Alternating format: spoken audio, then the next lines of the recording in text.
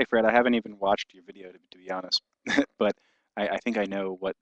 Just looking at the title, I think I know what it's about. I think it's probably in response to Gary's comment that he feels like he's just somewhere just behind the eyes, which I thought was probably true, but probably not any kind of statement about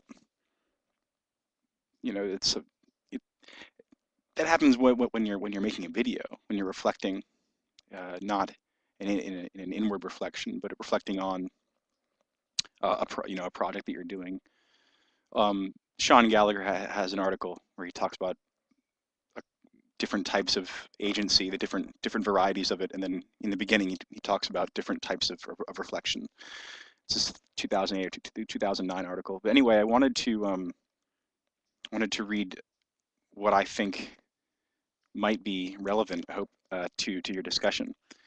This is from a rather well-known article by in the circle of phenomenology, and it's by Erwin Straus. And I just wanted to read just a couple sentences from it. He says, a shift of the ego in relation to the body's schema corresponds to the dominance or the movement of the torso.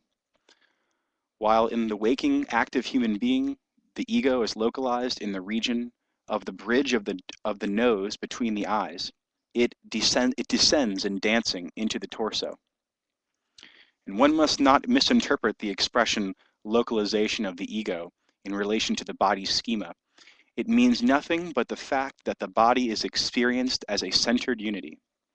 The principle of this unitary organization is the relative closeness of the individual parts of the organism to the ego. Thus, our feet are as a rule more distant from the ego than the eyes. And this is quoted in an article called "On the Motility of the Ego," which I recommend for anyone that's interested in this. I'm already interested in the concept of motility from merleau-ponty, and this article on the motility of the ego is by Herbert Spiegelberg, who's a famous phenomenologist. Wrote a fantastic book series, voluminous book called the I think it's called like Phenomenological Movement or something like that, and it basically lays out all of the different evolutions of the method of phenomenology, like how it's done one by one, the exact methodological procedure that Husserl worked by through when you want to explore any topic. So I recommend on the motility of the ego. It's in a book called Phenomenology: Critical Concepts in Philosophy, and it's edited by Dermot Moran and Lester Embry. And you can find it on Google Books if you type in Phenomenology : Critical Concepts in Philosophy. It's chapter 32, but it's in there that he's quoting Erwin Straus's article on dancing and the ego. And that's also a really interesting article I also recommend. Those are two classical concepts. But I guess the main point here is that you're not always behind your eyes and somewhere between your eyes and the bridge of your nose. But in fact, depending on what you're doing, pre-reflectively, the ego can, I guess, incorporate into different parts of the world or the body. So, I mean, Jean-Paul Sartre in Being in Nothingness talks about looking through a keyhole.